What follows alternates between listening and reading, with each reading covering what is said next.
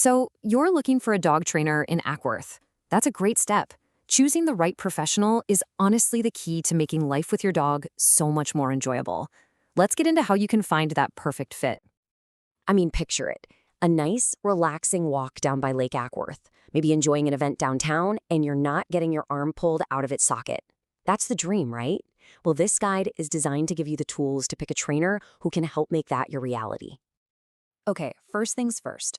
Before you start calling people, it's helpful to understand the different training methods and program types you're going to come across. Knowing the landscape is a huge part of making a good decision. All right, if there's one thing you really need to look for, it's this: positive reinforcement.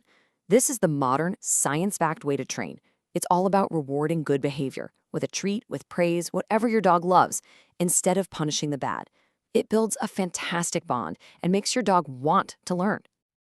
So when you start looking, you'll see that training programs generally fall into one of three main categories. Each one is good for different things, so let's break them down.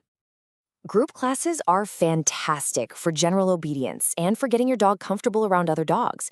Think of it as a controlled way to practice focusing on you when there are distractions, which is perfect prep for a busy Saturday at Logan Farm Park. But what if you have a really specific issue at home? Your dog bolts out the door or loves to steal food off the kitchen counter. That's when private in-home training is often your best bet. The trainer can see the problem where it happens and create a plan just for you. And then you have board and train programs. This is the most intensive route, where your dog actually lives with the trainer for a couple of weeks. While it can really kickstart their learning, you absolutely have to do your homework. Really dig into their methods, ask to see the facility, and make sure you feel 100% comfortable before you commit. So you know the options. Now for the practical part. How do you actually evaluate a trainer so you can feel really confident in your choice?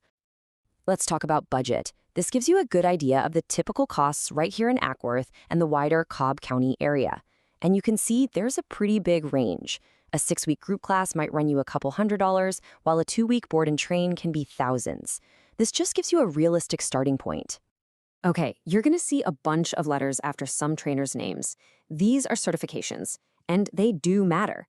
Something like a CPDT-KA shows they've passed a standardized test and are committed to continuing their education.